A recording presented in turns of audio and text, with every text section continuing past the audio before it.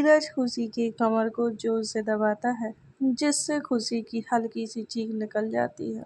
वहीं रोहिणी, जो अंश के साथ डांस कर रही थी, उसकी नज़र धीरज पर थी। वहीं धीरज खुशी को खुद से एकदम चिपका लेता है और उसके चेहरे को करीब कर उसकी आंखों में देखता है। मैंने तुम्हें वहाँ बैठने के लिए कहा था। वहीं खुशी धीरज की आवाज़ और उसकी लाल पड़ी आंखों को देख डर से सहम जाती है। उसके मुंह से आवाज़ नहीं निकलती। वहीं धीरज खुशी के ना बोलने से गुस्सा हो जाता है और कहता है, मैंने क्या पूछा तुमसे? या फिर तुम्हारा मन था यहाँ आकर डांस करके लोगों को सेड्यूस करने का? धीरज गुस्से में क्या भूल गया, उसे कुछ पता ही नहीं चला।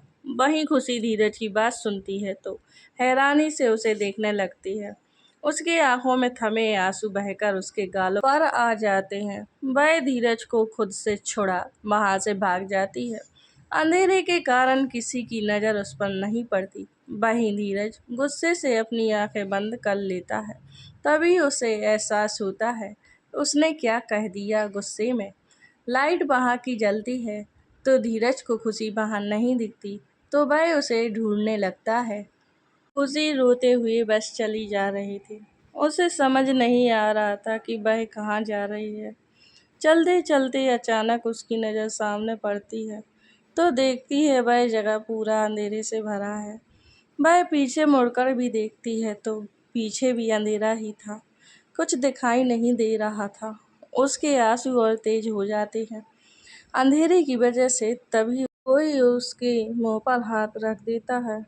खुशी जब अपने मुंह पर दबा पाती है तो वह खुद को छुड़ाने की कोशिश करने लगती है, लेकिन यह कोशिश ज़्यादा देर तक नहीं रही। वह बेहोश हो चुकी थी और वह इंसान खुशी को उठा ले जाता है।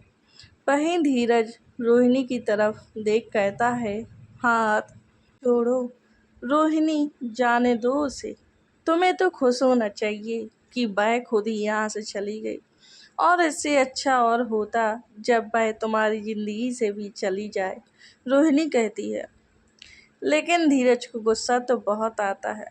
फिर उसका हाथ झटक कहता है, दादी ने उसे मेरे साथ भेजा है और उसे कुछ हुआ तो दादी क्या करेंगी, मैं अच्छे से जानता हूँ। यह कहे वह अपने हाथ छुड़ा के बाहर निकल जाता है। वहीं रोहिणी बस गुस्से से धीरज को जाते देख रही थी, लेकिन फिर मुस्कुराकर कहती है, आज तुम्हारी वह सो कोल्ड बीवी की इज्जत खराब ना कर दी तो मेरा नाम भी रोहिणी नहीं।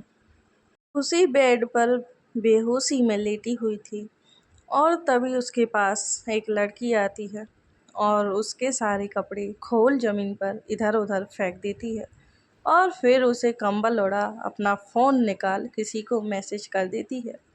वहीं खुशी इन सब चीज़ों से बेखबर बेहोश पड़ी थी। उसे पता नहीं कि उसके साथ क्या हुआ है। तभी कोई कमरे में आता है और एक हिडन कैमरा लगा कर चला जाता है। थोड़ी देर बाद ही खुशी को होश आता है। किसी अनजान जगह पर खुद को देख वह डर जाती है और एक झटके से उठकर बैठ जाती है।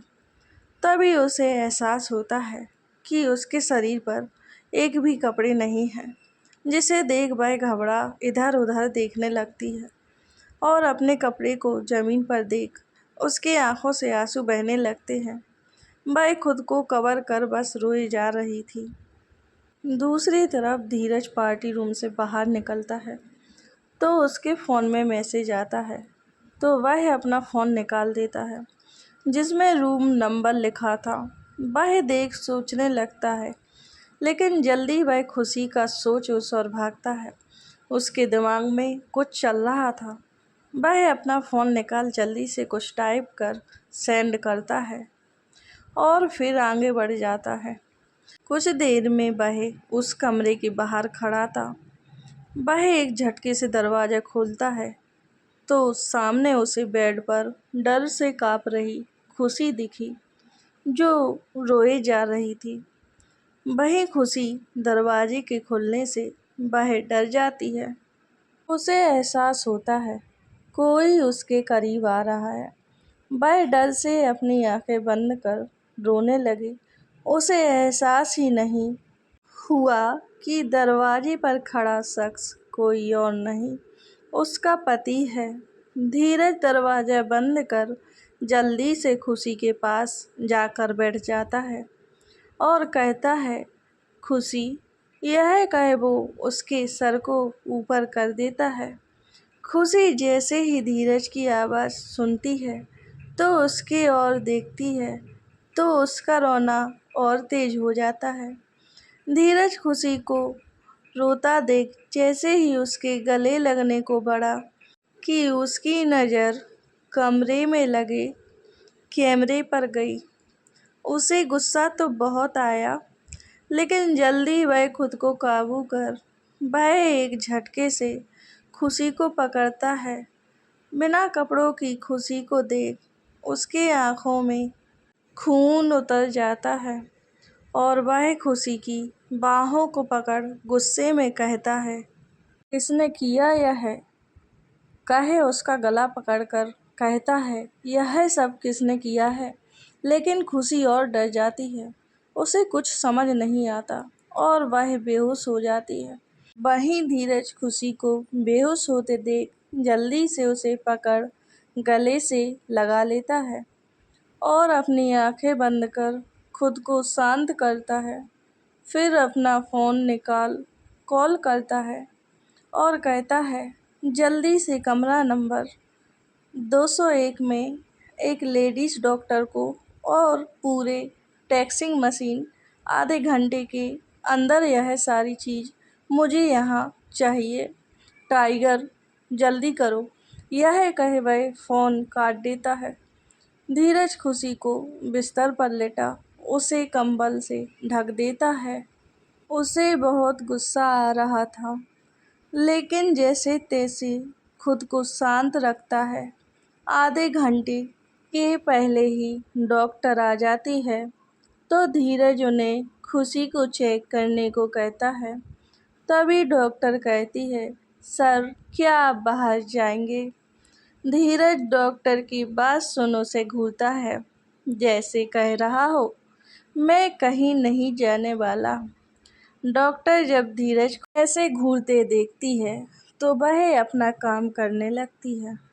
करीब 15 मिनट चेक करने के बाद डॉक्टर धीरज को देख कहती है, देखकर तो नहीं लग रहा है कि उनके साथ कुछ हुआ है, लेकिन फिर भी आप 1 घंटे रुक जाइए, रिपोर्ट आप तक पहुंचा देती हूँ। डॉक्टर कहती है, उसकी कोई ज़रूरत नहीं है, सारे सामान और डॉक्टर आ चुके हैं। जिस चीज़ की ज़रूरत है सब आ गया है, बगल वाले कमरे में है। धीरज कहता है, सारी चीज़ अवेलेबल है। डॉक्टर भी अपना काम कर बगल वाले कमरे में चली जाती है। वहीं धीरज बेड पर बैठ एक तक खुशी के चेहरे को देखता है। तभी उसका फ़ोन बजता है तो वह अपना फ़ोन निकाल देखता है तो उसकी दादी का फ़ोन आ रहा था। वह एक पल खुशी को देख उठकर बालकनी में चला जाता है और फ़ोन उठा कहता है, धीरज जी, दादी बोलिए।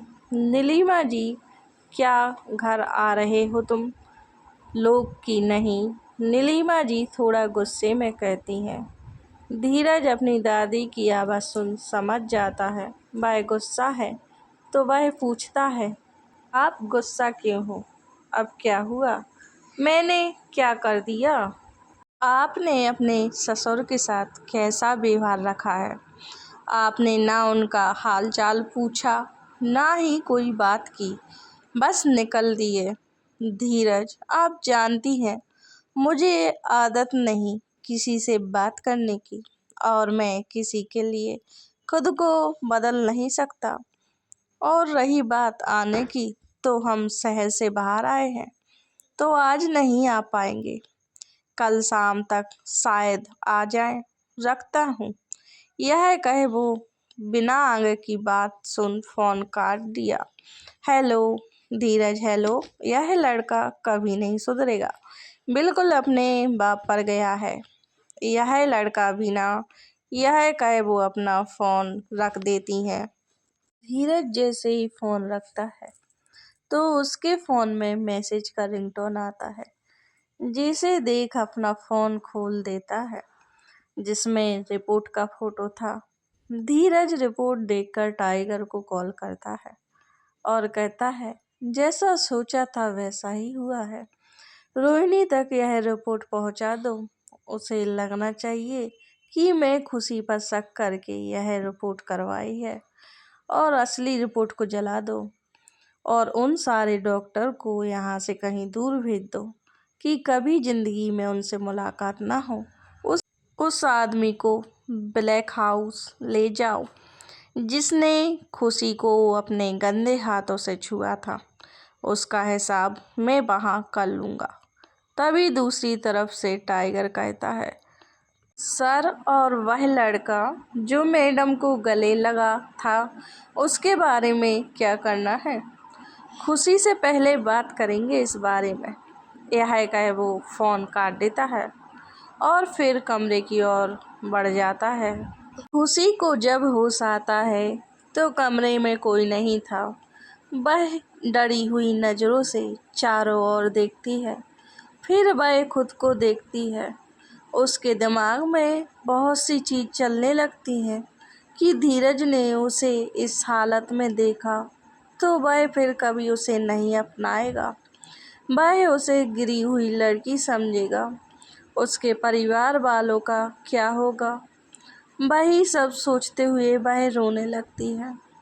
उसे यह तक याद नहीं कि धीरज भी है उस कमरे में। खुशी रोते हुए उठकर वॉशरूम में जाती है और खुद के शरीर को बुरी तरह रगड़ने लगती है।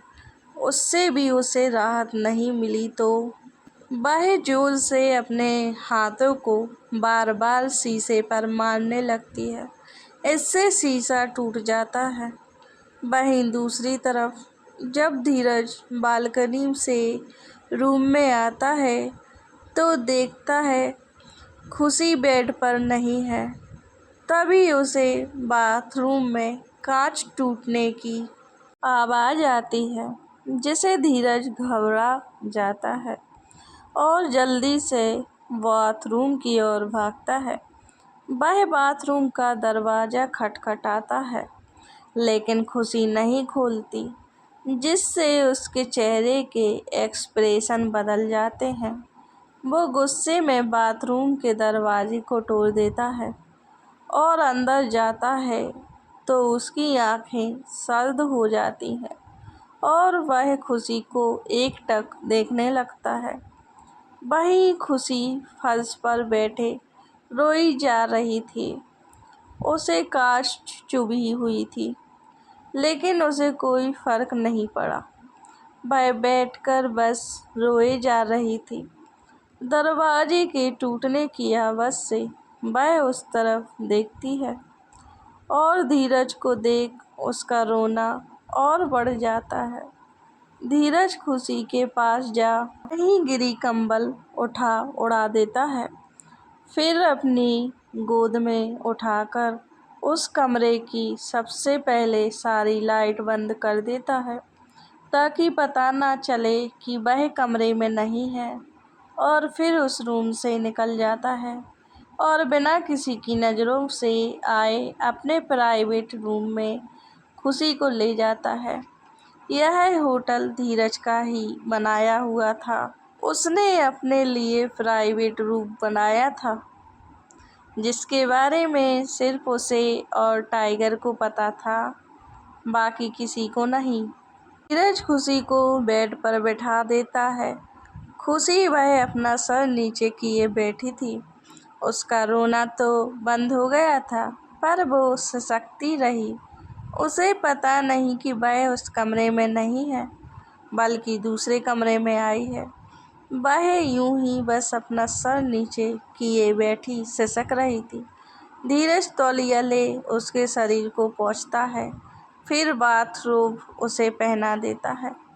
उसके बाद फर्स्ट एड बॉक्स ला खुशी के हाथ को पकड़ जैसे ही शीशा निकालता है, खुशी की चीख निकल जाती है। धीरज एकटक खुशी के चेहरे को देखता है। फिर कहता है, मेरी तरफ देखो। खुशी धीरज की बात सुनकर भी अपना सर नहीं उठाती और वैसे ही अपना सर नीचे किए कहती है, खुशी, अब हम आपके लायक नहीं हैं। आप प्लीज़ हमें छोड़ दीजिए। किसी को कुछ पता नहीं चलेगा। वैसे भी किसी को पता नहीं हम आपकी वाइफ हैं, तो प्लीज़ आप हमसे दूर रहिए। हम नहीं चाहते हमारी वजह से आपकी बदनामी हो। यह कह खुशी अपना हाथ धीरज की हाथ से छुड़ा लेती है।